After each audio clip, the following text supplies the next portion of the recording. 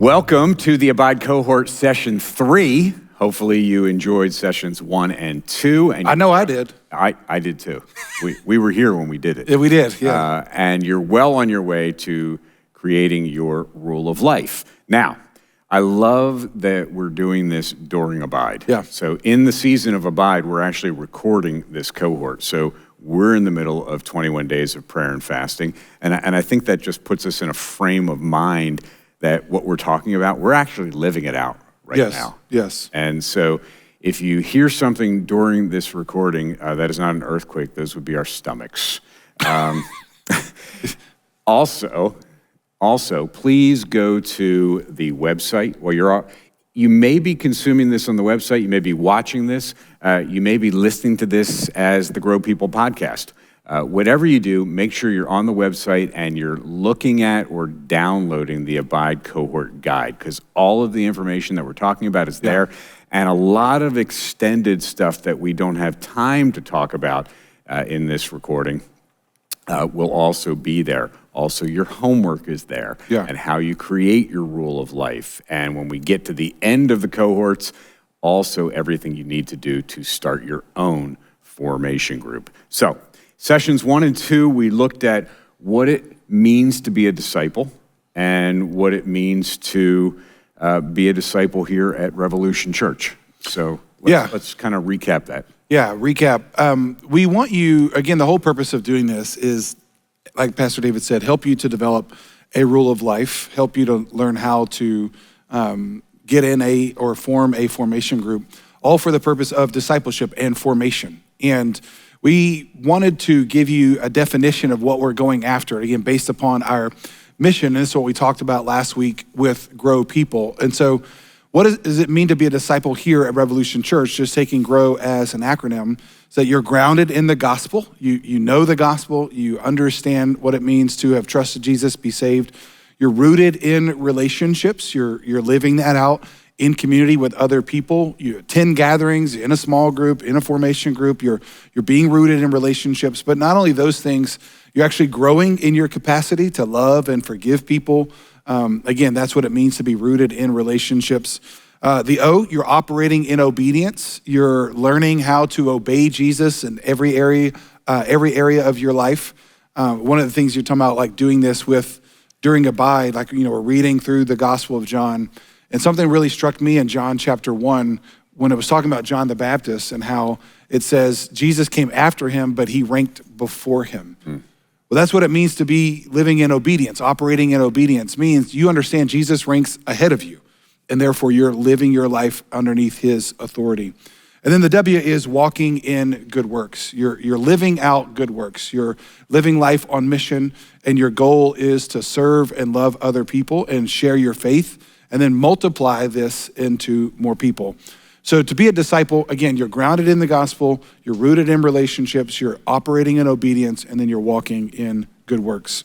One of the things that I've noticed during the season of Abide is people are fired up. Now, this is not data informed. I'm not saying that, 10,000 people are fired up, but people seem to be more excited. Yeah. And I think the revelation that you had, and I don't know if it was in the shower or where it was, that John had 21 chapters. I don't know. And we've got 21 days of prayer and fasting. Yeah. So going through those John journals, I have found it life-giving. Me too. Yeah, I've really enjoyed it. I've enjoyed, and we're doing it as a family, so me, Lindsay, my wife, and Natalie, my daughter. It just feels more cohesive, like we're actually walking through a book together and going over some of the things we want you to develop in your own rule of life, like REAP. And so, it has been really great because as we talked last week, the goal is formation. And very simply, and I like math equations, but formation is about doing the right things over time. And that's why this 21 days, and even if you're watching this afterwards, we want you to develop a rhythm in your life of doing the right things over time, because that's what leads to formation or fruitful formation. Mm-hmm. Faulty formation is about doing the wrong things over time. Because the old adage, time heals all wounds, that is just simply not true, because it takes time, yes, but time itself doesn't heal anything. We have to do the right things over time, not the wrong things over time, in order for us to have a fruitful formation. Yeah, and one of the things we've talked about before on the Grow People podcast is those right things, sometimes they're good things that you have to cut out of your life. Yeah. Sometimes you have to say no to good things to say yes to the right things. So doing the right things over time is what is fruitful formation. Yeah, and one of the things we mentioned last week, which I just love as a reference, is that success sequence. Mm-hmm. And again, this is a very famous study that was done, and I don't know if you looked it up, but you can. But just talking about how to make sure people do not end up in poverty. And so big family study that was done, and the 3 basic things of the success sequence, which are not life-changing in the sense of like, oh, that's pretty basic. Just graduate high school. You actually finish high school. You get a full-time job after you graduate. And then in this order, you get married and then have children. So if you do those 3 things, you have a very high likelihood of being successful and not being in poverty. And in the exact same way, we've been on a hunt for trying to figure out, okay, what's a success sequence for being a disciple of Jesus? Again, we already defined disciple. But one of the things that I've been asking mentors, and it's like pretty basic stuff, is following Jesus in community, loving your neighbor. You know, those are doing the right things over time. Following Jesus in community, in relationships with other people, loving your neighbor. And again, those are doing those things that it's basic, it's simple, but if you're doing those right things over time, then you will grow. Well, it helps answer the question, what do you want? Yeah. Because what do we want? We want to abide in Jesus. Yeah. That's why we're following Jesus, not just this season of Abide. Yeah. So you don't get what you want doing what you want. So to follow Jesus, to abide in Jesus, we need to create a rule of life, and that's what we're talking about here in the cohorts, Yeah. to live out in community through loving our neighbor. Yes. A long time ago in a land far away, you broke through something that I had never heard, talking about 2 different kinds of time. Yeah. And this is from the Bible. So, Yeah. you know, it was a huge breakthrough. But, Yes. but when you taught on that, that was revolutionary. Yeah, it's when you think about doing the right things over time, again, we've talked about some of those right things. We'll talk more about those. But when you think about time itself, though, yes, biblically speaking, there are 2 aspects to time. Greek words, one is chronos, one is kairos. And chronos may sound more familiar to you because we're talking about chronology or chronological order. So chronos is just simply the idea of minutes stacking up one after the other. Like that's from a time in the perspective of 24 hours in a day. You know, that's how we normally think about time. And God built time. You know, there's the sun and moon and, you know, just how our days work. But another biblical concept of time is not just that, not just chronological, but it's kairos. And that is actually what in the phrase that we came up with, which is, you know, I love alliteration, but it's capturing the moments within the minutes. And so kairos is more about those special moments that, yes, they happen in time, but it might be a birthday, an anniversary, or it is recognizing that not all time, even though, you know, there's 24 hours in a day, 365 days in a year, but not all those minutes are the same. And so it's trying to leverage moments in our life where we are maximizing that moment within the minute. And that's ultimately what having a rule of life is about. And formation happening is prioritizing to create moments within those minutes of our life. And those minutes can be throughout the year. They Yeah. can be throughout a month. They can be throughout a week, throughout a day. So there's actually 4 aspects of time Yes. that we're looking at when creating a rule of life. Yeah. Yeah, we talk about formation groups, and we'll talk more about that. Because again, the goal of all these sessions is for you to develop your own personal rule of life and then be in a formation group. And one of the things that we developed as a part of this process, again, formation group, and again, we like to be cute with things, but the word formation obviously is normally just spelled F-O-R-M, but thinking about, well, if I'm gonna be formed, then I need people. And so a play on words of formation, F-O-U-R, to where a formation group is not just about you and Jesus. There's really three aspects with this word for that we say. It's four people. It's me plus three others. It's four areas of our life: gospel, relationships, obedience, works. And then four aspects of time. That's what you were talking about. Daily, weekly, monthly, yearly.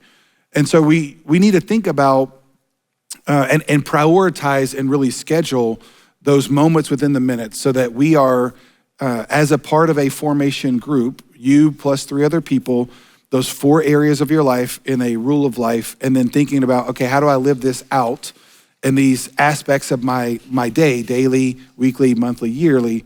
Those are those four aspects of times that I'm trying to prioritize to make sure I'm living out rhythms within those minutes. And it's important as you're thinking about this in the context of creating your rule of life. Yeah, there are things you can do daily, weekly, monthly, yearly, but not to get overwhelmed by this, because as we walk through the cohort, you'll see us walk through gospel, relationships, obedience, and works, and what that looks like in creating a rule of life based on those four things: four people, four aspects of time, and four areas. So let's start talking about the gospel. Yeah. Clearly the most important thing. Yeah, that's again, and hopefully you've got the guide to go along with this, but we introduced it in session 2, what the Revolution rule of life looks like, and those four quadrants. And so we're gonna just take our remaining sessions and go over each one of those quadrants. And the first one, yes, is the gospel. It's the first area of our life. Because again, remember, a disciple is someone who's grounded in the gospel. So when we talk about the gospel, we have to understand that the gospel ultimately is the power of God for the people of God. The gospel is not just knowing that Jesus Christ, died for you, rose for you. It's not just knowing those facts. And I think a lot of times church people, we can think like, oh yeah, I know that, I did that, let's move on. Mm-hmm. But being grounded in the gospel means like, no, I don't ever move on from the gospel. That's right. I just go deeper and deeper into it. I have to believe it, and I have to start to apply it to every area of my life. Because as Paul said in Romans 16, he's not ashamed of the gospel, for it is the power of God for salvation to everyone who believes. And so what we want for our people at Revolution Church, for disciples, is to have a good grounding in the gospel and to grow in their understanding of that, which means they create rhythms around that area. Yeah. A pastor who passed away a few years ago wrote a bunch of books on discipleship, William Paulsell. He said that you can't grow in your relationship with God doing things haphazardly. Yeah. And that's why these rhythms are so important. And these rhythms include meditating on the Bible, reading the Bible through a REAP, any kind of Bible reading plan. Yeah. But we use REAP, we'll talk about that: prayer, worship, music, silence and solitude, journaling, and the church gathering. We're not going to get too deep into any of those right now because it is all on your guide, and you can study that and really look into that and talk about it with your formation group. But I do want to talk about some of these things that we can implement into our lives daily, monthly, yearly, weekly. I went backwards there. Yeah, that's good. But it starts with God's word. Yes, and again, we have to understand one of our family culture statements here that we say a lot is, we sow, God grows. We sow, God grows. And what's so important to understand about that in this area is sowing into our relationship with God, being grounded in the gospel, requires us to do things, requires us to develop rhythms, yes, to develop spiritual disciplines, like Bible meditation, like reading the word of God. And so it's like, we have to understand we're sowing into that, spending time prioritizing that daily, weekly, monthly, yearly. I said it correctly there. Sowing into that in our life, developing a rhythm of that, and then God's going to grow us. So yeah, the first primary aspect of that is what we like to call Bible meditation. And it's not haphazard, to go back and use that word. It's not an accident or a surprise that we have these John journals during Abide. No. For the intentional disciples. This is part of discipleship. Yes. So we're putting in front of you part of your discipleship plan of reading the Bible daily. Yes. Yeah, because Bible meditation is simply the practice of reading our Bible and then thinking about it and dwelling on it. I know maybe sometimes, particularly here in the West, we can tend to think about meditation as almost like, oh, that's an Eastern thing. That's almost like is that cultish? Is that not a Bible thing? Mysticism. Yes. But the practice of meditation is just simply that. It's just reading it and thinking about it. And what we're saying, biblical meditation is, yes, I'm reading the Bible, which we have that basic REAP Bible study method. But that's what I love about it. It fits right along with We Sow, God Grows. But it starts with just reading it and examining it. And then that's you really meditating on it and thinking about it and spending time with God, then learning how to apply it in your life and then praying. Mm-hmm. And so, yes, the Word of God, it is the only thing that the Bible says will not return void in our lives. And so when we prioritize spending time, and yes, that's what I love about the John Journal, is it's not, and there's all kinds of reading plans, like you said. There's reading the Bible through the year. All those things are great. But what I love about what we do during this season is we're just taking time to dig into one book and just kind of slowly walking through it. And it actually gives us space to meditate on that. The process of going through John, I'm going to just guess, I've probably read through the Gospel of John 10 plus times. Yeah. In the 19 years that I've been walking with Jesus, a minimum of 10. This week, I'm seeing things that I've never seen before. Yeah. We went through John for 2.5 years yes. at church and seeing things. So it comes from reading, sitting with it, examining it, applying it is important. Yeah. And then praying through it. And I love how you taught me how to pray through the verses as opposed to just asking for stuff. Yeah, and we'll talk about prayer in just a second. But yeah, that was revolutionary for me early in my life to realize, like, if I'm going to sit down and pray for 5 minutes or 10 minutes, that seems like an eternity. It's nothing when you're watching Netflix or watching a football game or something. But when you have to think about praying, you pray for everybody, then you're praying for the trees, and but when you learn how, no, actually I can pray the Bible. And so what I love about going through John as well, I've seen so much, because I'm doing it in community. I'm doing it with my wife and my daughter. And so sitting down, and we are actually reading it together, and we take the John Journal, we write R, here's the verses, we write E, here's the things that stood out to us, we write A, here's how we're going to apply it. And then we all take turns praying those different sections. So it's been revolutionary from that perspective, because it's actually allowed us to meditate on that scripture and, again, examine it, apply it, and then pray. Well, since you just said pray at the end of that sentence, let's talk about prayer. And again, in this Abide Guide, we give you examples of what you can put into your rule of life. Yeah. And again, it doesn't have to be exhaustive. I think if you put 15 things in each quadrant of the rule of life, you're setting yourself up to fail. Yeah, that's not the goal. Yeah. Just one thing that I put in last year was one of the examples we give, and it is something that you brought to the church that I had never seen before, the prayer of examine. Yeah. Yeah, this is again, just like the rule of life, it's an ancient spiritual practice that the Christian church for centuries has used. But as I've mentioned many times in sermons, when the Protestant Reformation happened, evangelicals, which is what we are as a church, broke away from the Catholic Church. And when that happened, there was a lot of church practices that didn't get brought over. And prayer of examine is one of those, where it's a very basic prayer method that anybody can do. And again, because we can struggle with praying. I've mentioned this many times. Praying is probably the spiritual discipline that I struggle with the most, because it does take some effort to really kind of train your brain. And what I like about the prayer of examine is it really is just a very simple thing. There's 5 steps to it that help you. Again, as Pastor David said, this is in your guide. But one, you just stop, you ask for help. And so you pray, God, help me. Secondly, you give thanks. You say, God, thank you for things in your life. It's a great practice at the end of the day. Great practice. Right before you go to bed. And that's how I use it.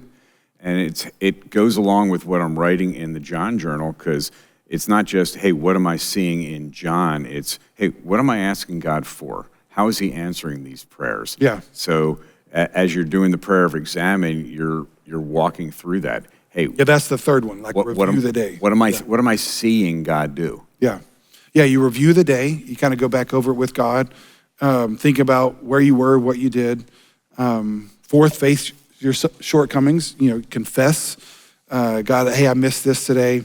And then 5, you look forward to the day to come. So yeah, all of this is a great thing to do at the end of the day because it helps you kind of process your day with God.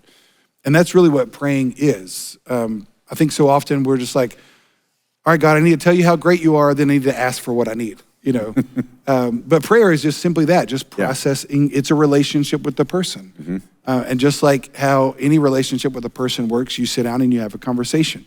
So you process your day with God, and that's a very simple way to do that. And a great way to be grateful and just list off the things that you're grateful for. And as we have talked about before, and you talked about it in a sermon, gratitude is the lubricant of the brain. Yeah. Yeah, just the practice of, and that's why I love that it's in this discipline, the practice of being grateful for things. If we have a regular habit, scientists have found that one thing actually leads to happiness more than anything else. Because you're focusing on gratitude. It actually keeps your brain young. It actually helps you continue to stay focused and sharp. And so, yeah, it's a thing that produces, it's something we can do. We can sit down and be grateful. We can think through the things we're grateful for. Then it reaps the fruit of joy in our life. If the rule of life has seemed daunting to you so far, I want to encourage you, if you just have in your gospel quadrant reading the Bible meditation, and the prayer of examine, you're doing That's great. it. That's doing great. Yes. Again, and I'm glad you keep mentioning that. The goal is not to, because we give you a lot of examples in here, as Pastor David said, the goal is not to do all these things. Maybe over time you can get there, or you can do them like some you do daily, some you might do weekly, like a Sabbath. We'll talk more about that in another session. But yeah, the goal is just to look at these things and figure out some of them that you can put into a rule of life that create like just simple rhythms that you can actually do. One of my favorite practices, and we've talked about this for years, is silence and solitude. We did briefly mention that in sessions 1 and 2, but silence and solitude is another thing that you could institute into your life, and it may be something that you do quarterly. Yes. It may be something that you do once a year, or it may be something you do once a week, is just take some time. I went back to the 2 minutes of silence before and after reading my Bible. Yeah. Which is an enormous amount of time. Yes. You just sit for 2 minutes in silence. You can get about 10 seconds in before all of a sudden you're thinking about your grocery list, you're thinking about this, you're thinking about that. But what a great practice to calm your heart down. Yeah, and that is where, again, one of those ancient practices that was called the daily office that the church did. But yeah, it's a simple thing that you can do when you sit down. Let's say if you're gonna, hey, I wanna do 15 minutes of Bible meditation every day, or you can just say 4 days a week or 5 days a week. A very easy thing to do is, 2 minutes before and after is create some moments of silence for that. Because silence is blocking out the noise, but solitude is also being alone. And I used to struggle with that too, because I hated being alone. I didn't like it as a kid, and I'm such a relational person. But one of the biggest breakthroughs in my life spiritually was understanding, I'm not alone, I'm alone with God. So solitude is about being alone with God. So it's not just like being by myself. It is about being by myself with no other people around, but I'm being alone with God and being quiet before him. When I trusted in Jesus, so it's 19 years ago, I wasn't like this prior to, but I became a prolific journaler. Yeah. And then excuse me, then I kind of got away from that, but the intentional discipleship of handing every single person in the church a John journal has jump-started that, and I'm really enjoying writing things down. Were you a journaler? Are you a big journaler? No, I never was and never became one, like even after trusting Christ. But I do have, in addition, like in my own life, I have a Moleskine or Moleskine, however you say that. I say Moleskine journal that I have every year. In fact, I just ordered mine. I'm a little late. I just ordered my 2026 one. And it has, the way it's broken down, it has daily on one side and then just like blank space on the other. And I do try, and I do enjoy when I do it, writing those things down. And so I do think it is a good idea, even after our Abide season is over. Yeah, you can use the John journal. That's why it's called that. But then you can get some other kind of journal. Like Lindsay loves this. Natalie, my daughter, loves this. And they use that to even take like sermon notes and gatherings and then their daily Bible reading. So I do think it is a very helpful practice.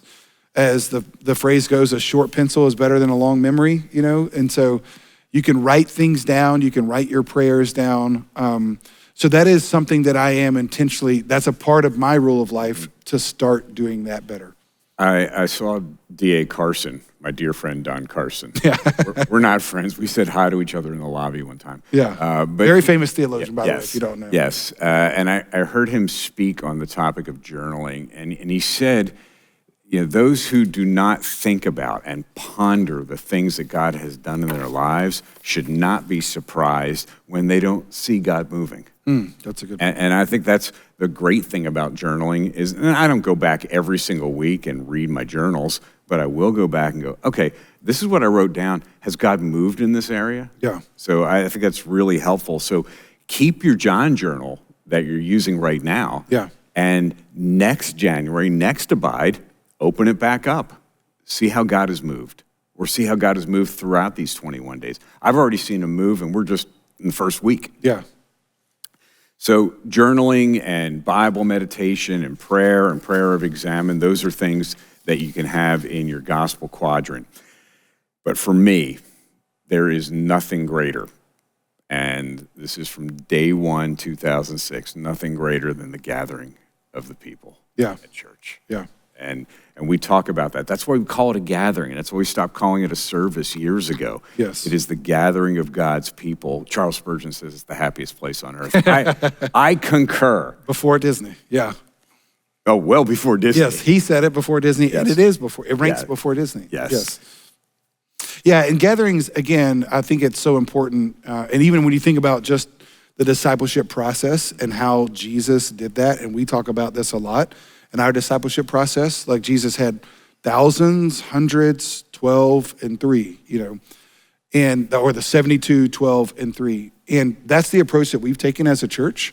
Like we have gatherings, large gatherings, and then we going to have courses that, this is kind of part of that hundreds, 72 serving on a team, 12 in a community group, 3 the formation group.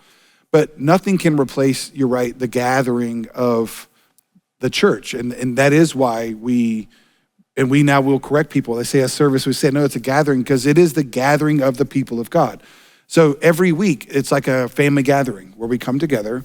And the express purpose of a gathering, first and foremost, is it's for God. We come together to worship God. We come together to meet God. And that's why it's underneath this area where we should have that discipline in our life, because it's at the gathering where we get further grounded into the gospel. So the gathering, again, I think a lot of times people who've been in church, people can think, oh yeah, the gathering is for those people that are new. It's for those people that don't know Jesus yet. We need to invite them to church. And we do, That's true. But the gathering is also, secondly, for the believer, because every 7 days we should come together again, and we're reminded, once again, that's why we preach through books of the Bible here primarily, because we want people to be discipled into the Word of God. And there's nothing like gathering together with a bunch of people that reminds you of that. Because again, you get the gospel in community. Yeah, and not gathering, as Nancy Lee DeMoss said one time, not gathering can be dangerous. Yes. Because you become that lone wolf. And you've said this before, do you have to go to church to be a Christian? No. No. But God says in his word, do not neglect the gathering of church, as is the habit of some. Yeah, you won't grow as a Christian if you're not gathering together. And again, there's multiple ways to do gatherings. We're not saying the way we do it is the right only way, but we're just saying you need to prioritize gathering together with the church. And in your Abide Cohort Guide, there are things that you can put into play that we haven't gotten into those details, but prioritize the gathering of church. Yeah. Prepare for the gathering of church. If you come to church on Thursday, that's a Wednesday decision. Yes. If you come to church on Sunday, that's a Saturday decision where you're already preparing yourself, you're preparing your family for, hey, we're going to get together. This is the most important time of our week. Yeah, we're prioritizing that. So hopefully you're beginning to understand a framework for creating your rule of life. We're going to get into session 4 in just a minute. But as you're thinking about this, remember, and we've talked about this several times, it shouldn't be something daunting. It should be something exciting. It should be something doable. It should be something that if you get a week into it and you've got 17 things on your to-do list, put some things on your to-don't list. Yes, yeah. So you can do that. We're going to look at the R in grow in session 4. This was the G in grow, G-R-O-W. Yeah, we'll get to obedience and we'll get to works. So thanks for joining us in the Abide Cohort, and I hope that you are creating your rule of life to live out in community, to love your neighbor. That's right. Welcome to the Abide Cohort Session 4. David Stein, Pastor Jason. It's me. Hopefully you have enjoyed the first 3 sessions of the cohort and you're well on your way to creating your rule of life to live out in community, loving your neighbor.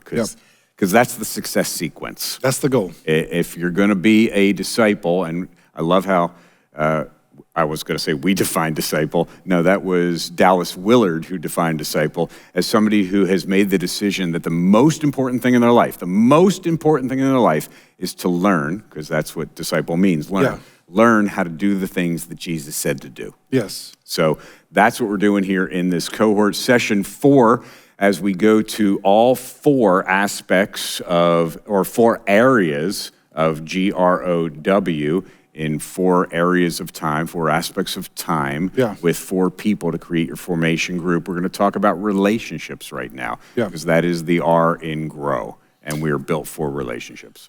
Yeah, again, it's understanding that it's not just about us having a relationship with God. That's the gospel, what Jesus did to get us back in a relationship with him. But it's understanding that God is saving a group of people, not just a person. Mm-hmm. And so therefore, we're a part of a family now. As we love to say from Pete Scazzaro, it's learning to do life in the new family of Jesus. And so we are in a family now. And so relationships, this area of our life, is about prioritizing important relationships in the rhythms of your life and realizing that we were never meant to do life alone. And I know for me, early on in my walk with Jesus, this was something that took me a while to understand. And partly just the way, again, talking about faulty formation and how I grew up and how I was raised. Even though I'm a very relational person, I love being with people. It took me a while to understand that it's actually being transparent and vulnerable. We'll talk about that in a minute. With people, so it's about being in community with people that actually helps me to grow in my understanding of the gospel. Mm-hmm. And so it's about being rooted in relationships. You can have a lot of relationships. You can have a lot of friends, but there are a couple aspects that you must have if it is a biblical relationship, and one of those is transparency. Yes. Because you can be transparent and not vulnerable. Yes. And this was, again, a key revelation in my own life is, again, it's understanding that the gospel lived out in the context of relationships is the key to transformation. But when we talk about relationships, what we're talking about is, in order to be in relationship with people, you have to be transparent. And transparent is about being honest with people. But being vulnerable is actually asking for help. So you can confess your sins to whoever you want, but if you're not saying, hey, I need help. Yeah. You're falling short. You do fall short. Yeah, and this is when I was with, was in a community with people. I was at a retreat on a sabbatical that I took many years ago. And the counselor was leading us through this process. And she talked about being vulnerable. I said, I have no problem being vulnerable. And she goes, oh, Jason, I don't think you understand what I mean. You're talking about being transparent. You have no problem being honest with people. And I'll tell you just about anything in my life, what's going on. And probably sometimes in sermons, I share too much, as Lindsay tells me. So I'll be transparent, but being vulnerable is about actually asking for someone to help you. Because it's at that moment when you actually need help, you're making yourself vulnerable because they have to actually come through. Like being transparent doesn't require anything from anybody else. Right. It just requires me to be honest. But being vulnerable is saying, no, I actually need you to help me. Will you come alongside me? Will you help me? And then they actually have to come through. And so many of us, because of our own faulty formation, we're not good at being vulnerable because early on in our childhood or our life, people failed us. Yeah. They didn't come through. So we put ourselves out there and they didn't help us. And that was really my experience in that. And so, yeah, relationships require being honest with people, that's being transparent, and also being vulnerable with people. And the reason why, again, we want to frame this way for this area, this is growing in relationships, in community with other people. It's not just going to church, being in a group, doing those things. You can do those things and not be vulnerable. Right. And so relationships is a broader, that's why we said is being rooted in relationships.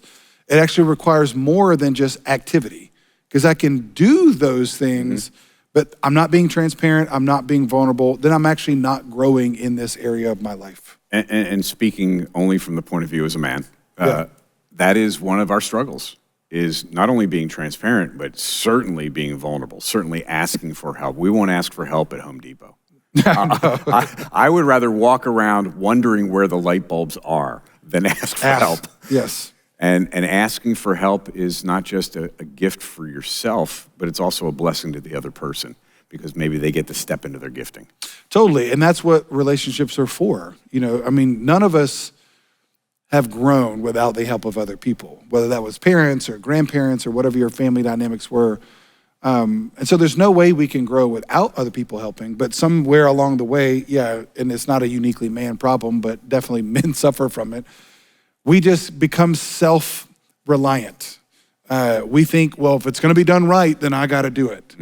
And sometimes that may be the exact opposite. In order for it to be done right, someone else needs to do it. Right. Yep.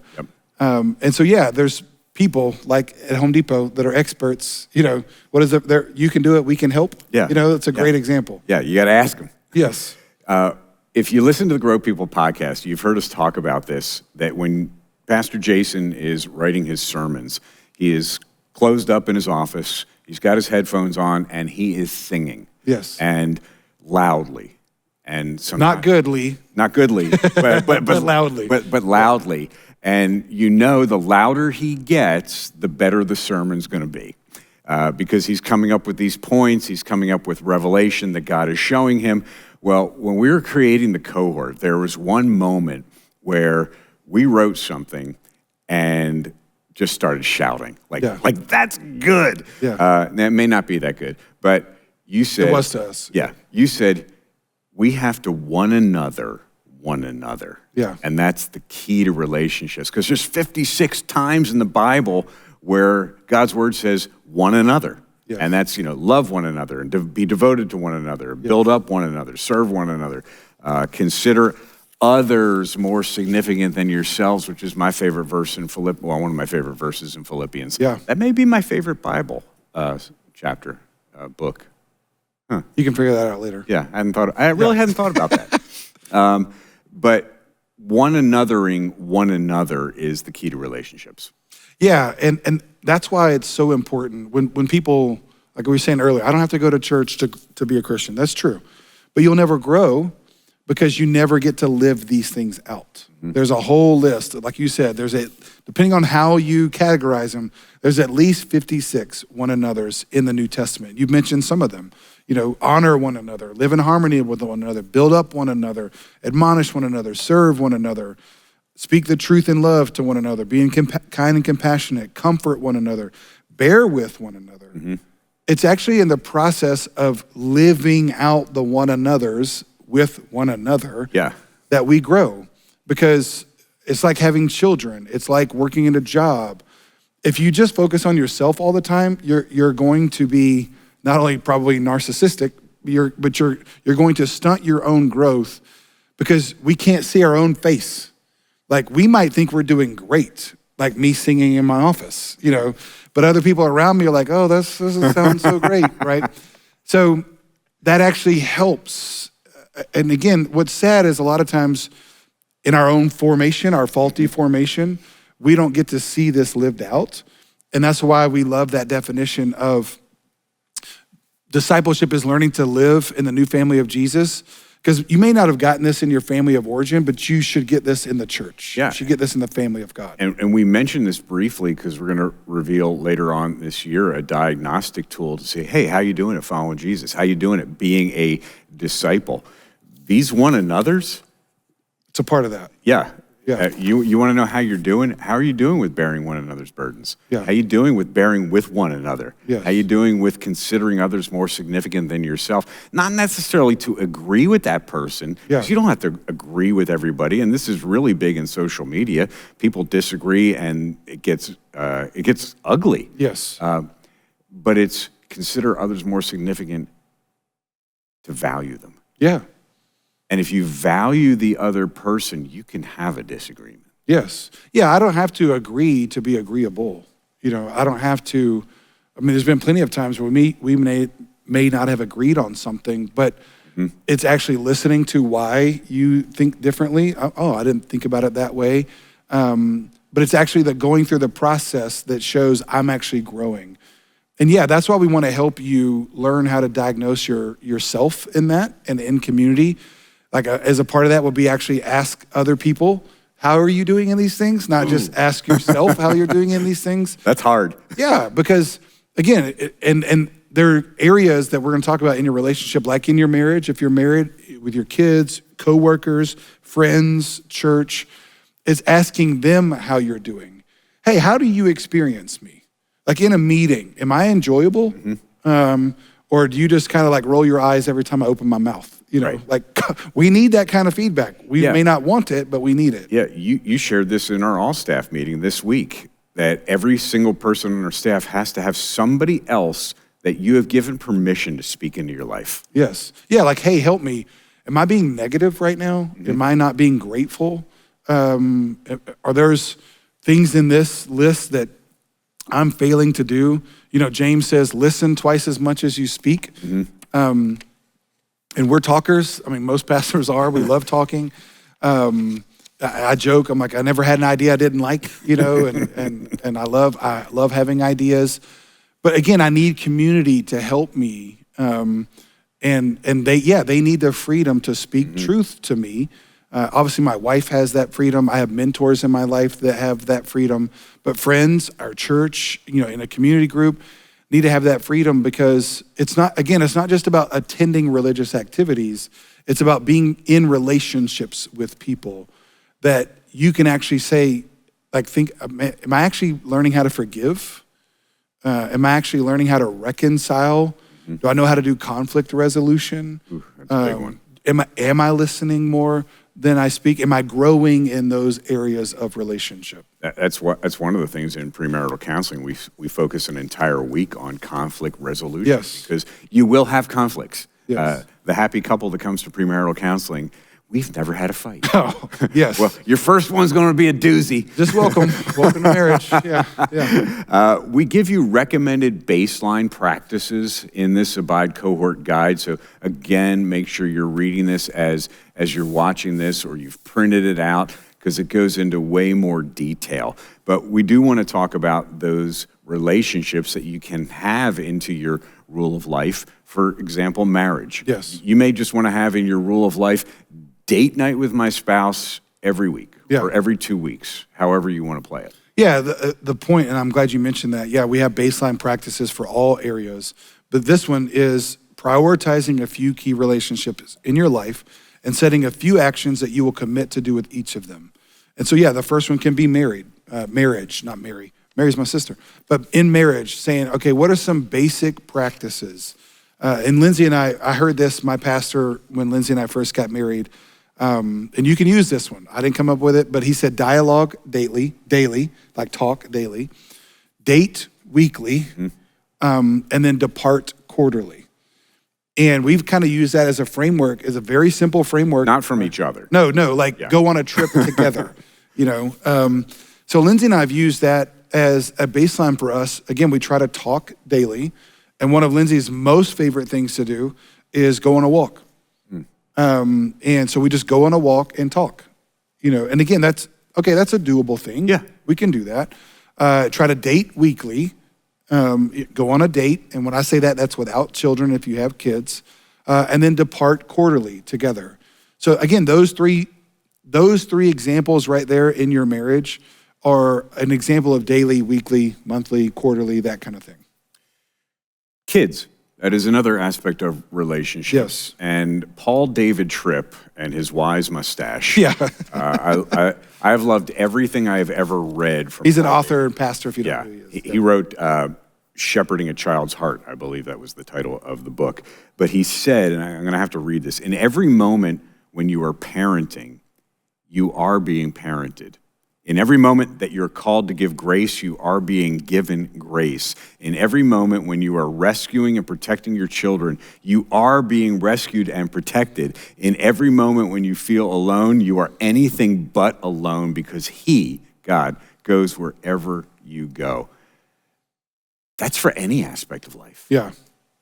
Yeah, again, those of you that have children, that is something that we have to prioritize as parents, and that's why we included this in your rule of life. So obviously, if you don't have kids, this section doesn't apply to you. But if you do, it's understanding that, I've got a son that's married now, a daughter that's thriving. Yeah, it's crazy. And I saw a stat, and every parent hates to see this stat because it makes us sad. But by the time your child turns 18, you will have spent 85% of all of your time with them already. So we think about our children, and again, my son is 22, my daughter's 16. Well, particularly with my son, I've already spent now 85% of the time I will spend with him his entire life. That's already gone because now he has his own family. He's moved out and I won't spend as much time with him. And so again, as parents, it's making sure we prioritize this in our rule of life to where things like you're having regular, meaningful conversations with them. With Jackson, our son, what was so funny with him, he liked to come into our room late at night, and Lindsay and I just had a conversation one day. We're like, whenever he comes in here and starts just talking, we just gotta pause whatever we're doing. We're watching a show together, if we're doing something, because he wants to talk. Yep. So it's like, all right, and with Jackson, it would be at night. He would just come in and he would just start talking. And even now that Jackson is working a full-time job, but he has like an hour-and-a-half commute. Well, the last 2 days on his way home, he calls me, which is great. But now I'm starting to realize, okay, he wants to talk on his way home. He normally calls his wife first. He might call his mom, then he'll call me. So it's like whatever I'm doing, I'm going to stop whatever I'm doing and prioritize that because that's when he wants to talk to me. And so that's something we can do as parents. I do want to talk about living out the example of being a Christ follower to your kids and how important it is for your kids to see that you are following Jesus. Absolutely. My grandfather, who I adored, he was a bootlegger. He was a gambler. He chain smoked cigars, like literally lighting cigars off each other. He gave me a cigar for my bar mitzvah. So in all the pictures at my bar mitzvah, there's a cigar in my pocket. So not the best example of a Christ follower because he wasn't a Christ follower. But what I love when I'm sitting down with someone, they tell me their family history and how they used to walk into their grandparents' house and grandpa or grandma would always have a Bible on their lap. Yeah. And they were reading it. How important is that example? Yeah, I mean, so much of our life and discipleship is caught, not taught. Doesn't mean we don't teach, we're doing that now, but we have to see it lived out. And doing it with our children is important. Again, we mentioned that about going through the John journals and how we're doing that as a family. And for me, I've always said that I never want my kids to see me reading the Bible only when I'm paid to do it. I want them to see Lindsay and I reading the Bible because we want to. It's a natural rhythm for us. One of the things that's very cool about us as a church doing the Abide 21-day season of prayer and fasting is our children just grow up thinking that's normal. This is what we do. Yeah, this is what we were talking about even as a staff, is all of our children growing up in this church, just like, yeah, it's almost weird if I didn't do that. Because again, we're just all doing it together. And so, yeah, we are examples to our children and to obviously the world around us as to, it's just important for them to see us living out what we say we would believe. So it talks about marriage, it talks about kids, and again, baseline practices are in your Abide Cohort guide as you're working through filling out your rule of life. Church, we talked about the gathering of church when we were talking about the G, grow, gospel, but church also plays into relationships. Yeah, because like I said, there's a discipleship process. We gather as the church, then we start to scatter, serving in the 72, being in a community group, the 12, our formation group. And so that's another area of relationships that we need to prioritize. And so again, we give you examples of that. And that's where it moves from like the church that I attend to my church. Because now I'm not just going to church to meet with Jesus, I'm gathering as the church with people that I'm in relationship with. And I love seeing that, whether it's people that serving kids or are, rev music or production, I'll see them post pictures, not during this season because we're fasting from social media, but their groups doing things together, or small groups or community groups meeting in people's homes. That is the church, again, gathering together in smaller groups where relationships are happening, where they're knowing other people, being known, caring for each other. That's where the one another's a lot of times are lived out in church. Yeah, that's why when Pastor Jason says, hey, we're not asking something from you, we're asking something for you. Yeah. So the gathering of church, joining a group, joining a community group, being in a formation group, that's not just to check off a box, that's to build these relationships. Totally. Another aspect of the overflow of what Jesus has done in our own lives is not just gathering as the church and building these relationships, but living a life on mission. Yes. Yeah, and ultimately, that's what we are moving towards, again, walking in good works.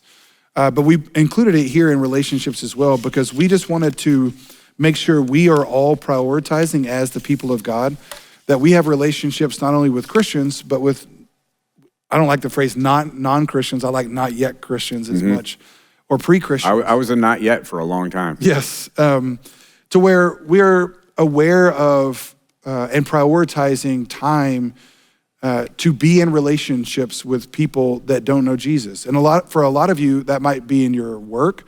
It could even be in your family and your neighbors, your friends. Like relationships with friends is important. Like it's good to have friends that are believers, that are walking with you, but it's also good to have friends that are not believers, that they know that they don't agree like you do or don't believe like you do, but they love you. Yeah. Because you love them. Yeah. Like you have a lot of neighbors like that. We've talked about my very eclectic block. Yes.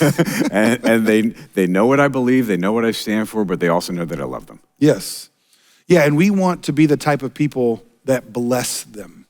One of the things that it's in a part of our community groups now, but it's in here as well, and we'll talk more as a church, is how to bless people. And there's a very simple practice here, just like reap.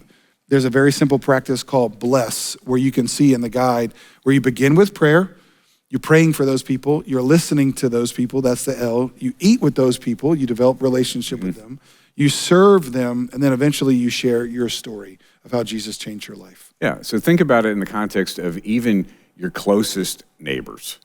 If you're praying for them, that's where it starts. Yes. And like we have talked about, you just mentioned James, listen twice as much as you speak. And I've tried to grow in that area, especially as a leader, is to be a better listener. But you're never going to get to know somebody unless you listen to that person. Yeah. So you're listening to your neighbor. You're finding out, hey, where are you from? What do you like? Maybe you can find a way that you can serve them just by listening to them. And then have a meal with them. Have a barbecue. Invite them over for chili. Jesus did this. Yeah. This is what Jesus was known for. He was a friend of sinners. Yeah. If you have a community group and on Tuesday nights at 6:30, your block is filled with cars and your neighbor's like, what's happening over at your house? Hey, invite them over. Yes. It doesn't have to be creepy weird. It could just be chili night. Yeah. And then serve them. Yeah. And you can easily find out a way to serve somebody if you just listen to them. Yeah, just ask. Yeah, and it may be, hey, could you take my trash out while I'm away this week? Yeah. For you, it's, hey, I left my door open again. Will you go shut that? Will you go shut the door so my chihuahua doesn't leave? Yeah. Like he's ever going to leave me. Yeah. But he has gotten out. Yeah. Yeah, sometimes I'll leave the door open. Yeah. And my neighbors will call and say, can I serve you? And then what you've done is you've built enough relational capital. Yeah. You've made a deposit that you can share your story. Yeah, and that's why we wanted to give you a simple method to do that. And again, just as a reminder, like this, our area is just relationships. And so we're just giving you examples. And this is one of them where we want you to think about being in relationships with people who don't know Jesus yet. And so just giving you a simple format to how to do that. And so as a part of your rule of life, you may just say, all right, I have this neighbor who I'm praying for, and I want to make sure that I prioritize time. Maybe that's weekly, maybe that's monthly, whatever it is, just to be in relationship with them. Yeah. And so that's how we want you to do it. And relationship is the key word there, not project. Yes. Don't make your neighbor a project. Don't make your coworker a project. So what we want you to do is continue thinking about creating this rule of life to live out in community, to love your neighbor. The goal of the cohort, again, is not to have everything filled out. If this just becomes a to-do list, like I said, make it a to-don't list and make this something that you feel that you can do relationally. It's doable. It works with your family. It works with your schedule. The rule of life, and Pastor Jason has this here. It looks like this. And that is in your cohort guide. And as we work into sessions 5 and 6, you'll see how this really fleshes out. Yeah, like you said, this rule of life, it's just a template that we've given you. You don't have to use this. We just wanted to give you something for you to write in. And we've talked about gospel and relationships. And as Pastor David just said, 5 and 6, we'll do obedience and works. But it's just thinking about those 4 areas of your life and the 4 aspects of time. And yes, some simple things that you can do there that are actually doable. Again, we're not trying to overload you. That then you can start to develop those rhythms in those areas of your life, and then hopefully be in a formation group with 3 other people that are helping you live this out. And oh, what a surprise. All of these things are exactly what Jesus said to do. Yes. So becoming a disciple is the most important thing, is to decide, hey, I'm going to learn what it looks like to follow Jesus and do what he says. Yes. And that's session 4. Yeah, so we'll be back for session 5 and 6, and you can start to work on your homework for these.